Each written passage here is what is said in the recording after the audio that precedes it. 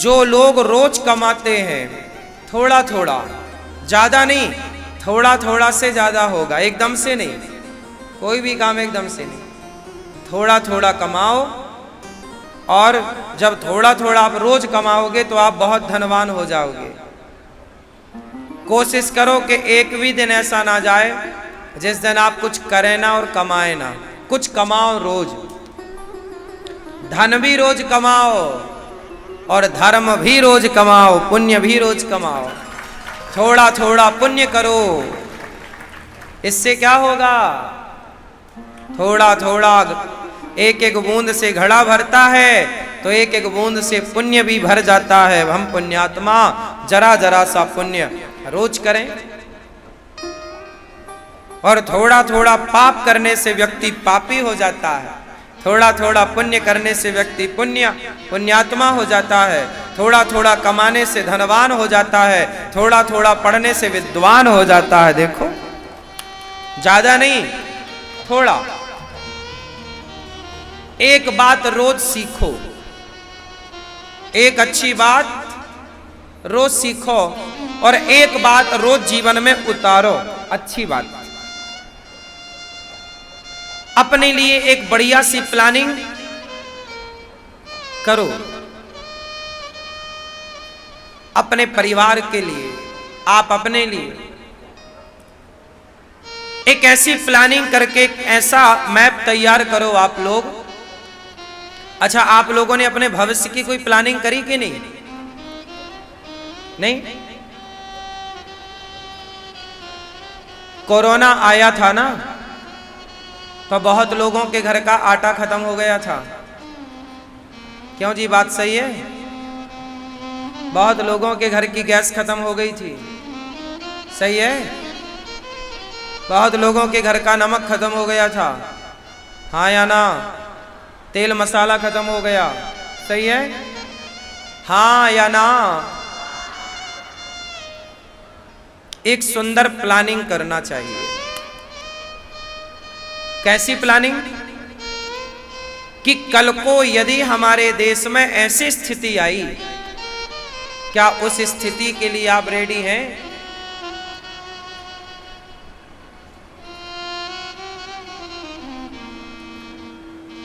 आपके घर में आज कमाने वाला है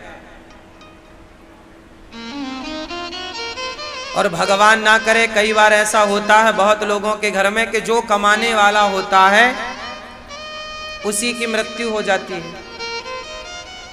ऐसा होता है कई जगह, हाँ या ना? तो जब कमाने वाला ही चला गया तो परिवार बिल्कुल बिखर गया, फुटपाथ पे आने की स्थिति, हाँ या ना? इसलिए मैं आप सबसे छोटी सी आपके भले के लिए एक बात कहूं, जब समय अच्छा हो, कमाई अच्छी हो, सब बढ़िया हो, तो अपने परिवार के लिए एक अच्छी प्लानिंग कर लो भविष्य की। एक बढ़िया सा घर बनवा लो,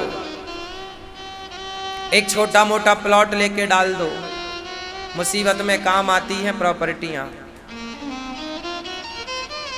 हाँ या ना? एक आध खेत लेके डाल लो, काम आती हैं चीजें भविष्य में। कल को कमाने वाला चला गया और बच्चे दो हैं, अब पढ़ाना लिखाना कैसे, कौन देगा पैसा? 3-3 हजार रुपए तो फीस होती है स्कूलों की, 4-4 हजार रुपए फीस होती है। और कुछ लोग तो घर भी नहीं बना पाते और कमाने वाले की चली मृत्यु हो गई, अब किराए के घर में और 2 बच्चे हैं, अब वो अकेली महिला। सुनो, समय अच्छा होगा तो सारे लोग सपोर्ट करेंगे, समय बिगड़ेगा तो कोई ना पूछने आएगा कि तुम्हारे घर में दीपक जल रहा है या नहीं, चूल्हा जल रहा है कि नहीं। समय रहते जो समय का, पैसे का सदुपयोग करता हो वो समझदार है, और जो समय रहते पैसे का और समय का दुरुपयोग करे उससे बड़ा मूर्ख कोई नहीं, हाँ या ना? क्या कहते हैं आप लोग? कितने लोग सहमत हैं मेरी बात से? समय रहते एक अच्छी प्लानिंग कर लेनी चाहिए। बोलो हाँ। समय का भरोसा, अच्छी प्लानिंग करो, अपने लिए अच्छा सोचो। आप ये सोचो कि आपके शराब पीने से आपका क्या फायदा है। हर शराब पीने वाले आदमी से मैं प्रार्थना करता हूं, बस आप ये बताओ मुझे कि आपके शराब पीने से आपका क्या फायदा है। आपके गांजा पीने से आपका और आपके बच्चों का क्या फायदा है। चरस अफीम का सेवन करने से आपका और आपके बच्चों का, परिवार का क्या फायदा है। क्यों अपने परिवार को, अपने बच्चों को अंधकार में डालते हो?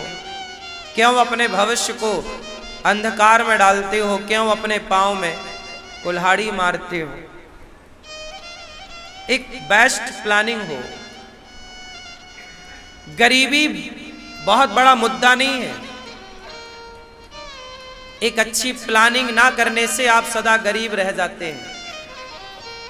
आप एक अच्छी प्लानिंग कर लेंगे अपने भविष्य के लिए तो आप गरीबी से बिल्कुल जल्दी उबर जाएंगे।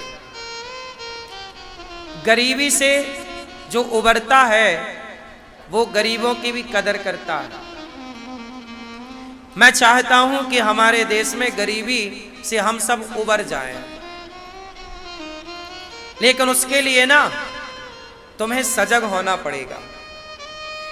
व्यक्ति, जो लोग अपने एक एक रुपए का सदुपयोग करते हैं वो कभी पैसों के मोहताज होते ही नहीं हैं। वो कभी किसी चीज के मोहताज नहीं होते, क्योंकि वो अपने धन का सदुपयोग करते हैं।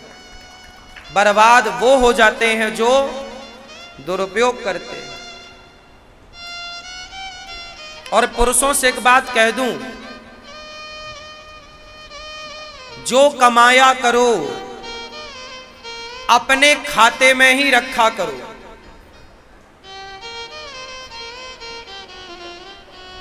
ना तो भाई को देने की जरूरत है, ना परिवार में किसी और को, क्योंकि दुनिया लेने के लिए तो दोनों हाथ फैलाए खड़ी है।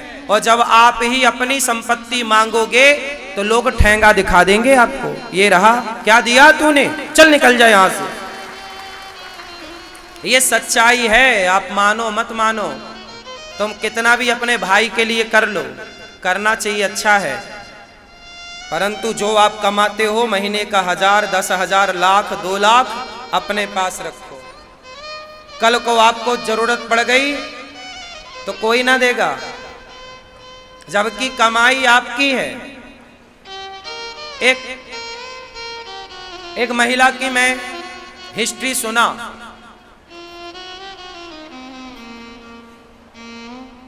तो उसने बताया, एक महिला थी, वो सरकारी जॉब करती थी, सरकारी कर्मचारी, अच्छा खासा 70-80 हजार रुपये महीना कमाती थी वो। उसको लगा कि मेरा परिवार तो अच्छा है, मेरा भाई अच्छा, मेरी बहन अच्छी, मेरी माँ, मेरा बाप, सब अच्छा, ठीक भी है। उसने कमाया और कमा कमा करके सारी उसके घर में उसके भाई के नाम पे 4 एकड़ जमीन, उसकी बहन के नाम पे 2 एकड़ जमीन, सबकी जमीन जायदाद हो गई। फिर हुआ उसको जरूरत पड़ी किसी काम को। अब उसने अपने लिए कुछ प्लान किया होगा, तो उसने अपने लोगों से मांगा कि भाई जो पैसा है वो दे दो। बोले कहाँ पैसा है? बोले जमीन आ गई है। बोले जमीन किसके नाम पे? बोले उनके नाम पे, तुम्हारे नाम पे कुछ नहीं। ऐसा होता है। तुम ज्यादा, गन्ना बहुत मीठा होता है, इसलिए कोल्हू में पेरा जाता है। जो ज्यादा मीठा होता है वो अपना नाश कराता है। देखो तो मीठे गन्ने को कोल्हू में पेरा जाता है। इसलिए हम आपसे सिर्फ इतना कहते हैं, अपनी कमाई अपने बैंक में रखो। आप जो भी चीजें खरीदो अपने नाम पे करो, वरना दुनिया लोन आपके नाम पे देती है, वस्तुएं अपने नाम पे कर लेती है। ऐसे ही होता है, चुकाओ तुम, मौज उड़ाएंगे वो। कोई भी कैसा भी हो सकता है आज के युग में। आज के युग में पैसे के लिए कोई भी बेईमान हो सकता है। 1% छोड़ दो आप अच्छे लोगों को, हाँ या ना। आजकल पैसे के लिए वो ईमानदारी वाला जमाना सतयुग चला गया, जहां राम जैसे भाई होते थे। चला गया त्रेता द्वापर, अब तो कलयुग है। अब तो भाई भी पैसे के लिए भाई का मर्डर कर देता है। अब तो बेटा भी पैसे के लिए बाप का मर्डर कर देता है। आजकल तो माँ भी बच्चे को मार डालती है, हाँ या ना। क्या नहीं हो रहा है इस युग में। इसलिए जो कमाओ किसके पास? अपने पास।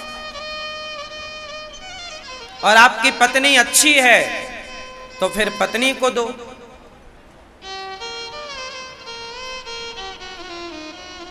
कुछ पत्नियां बहुत अच्छी होती हैं, जहां पुरुष सारा कमा कमा के पत्नियों को देता है और वो उसे सुरक्षित रखती हैं, फिजूल खर्चा नहीं करती। पर कुछ पत्नियां होती हैं कि पैसा आया तो थोड़ा मायके की तरफ सप्लाई कर देती हैं। हमारा भाई गरीब है, हमारे यहाँ बाप के यहाँ ये, तो पति को पता चला कि ये तो बंटा ढार कर देगी, तो फिर वो अपनी पत्नी को देना बंद कर देता है। इसलिए पत्नियों को भी चाहिए कि अपने पति के विश्वास को ना तोड़ें। देखो, रिश्ता भाई भाई का और हिसाब पाई पाई का। रिश्ता भाई भाई का और हिसाब, जिसका हिसाब किताब सही है वो सदा सुखी है, और जिसका हिसाब किताब, सारा झगड़ा हिसाब किताब पर होता है आखिरी में। बोलो हाँ। इसलिए पहले से हिसाब किताब ठीक करके चलो। बात किस किस के समझ में आ गई? तो बात हमने सही कही या गलत कही? क्यों सही है? क्या टोपी वाले भैया सही है कि नहीं?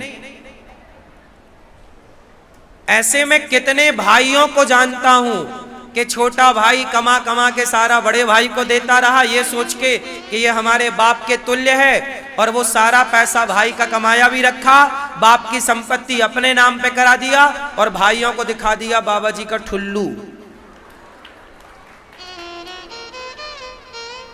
अब वो भाई बेचारे परेशान हैं। सारे भाई ऐसे नहीं हैं, पर बहुत ऐसे हैं। इसलिए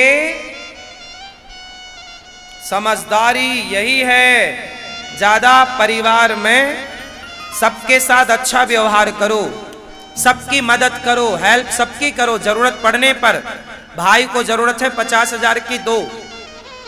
भाई को हॉस्पिटल में दवाई की जरूरत है, बीमार पड़ा है, करो।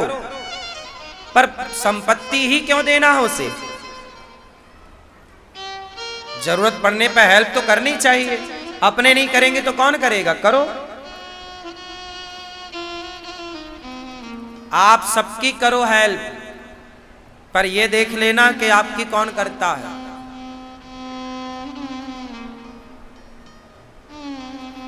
इसलिए मुसीबत आना जरूरी होती है। मुसीबत इसलिए भगवान देते हैं कि पता लग जाए कि कौन अपने हैं और कौन पराये हैं। इसलिए ईश्वर एक बार मुसीबत में डालते हैं, पता लग जाएगा कि कौन भागने वाले हैं और कौन ठहरने वाले हैं।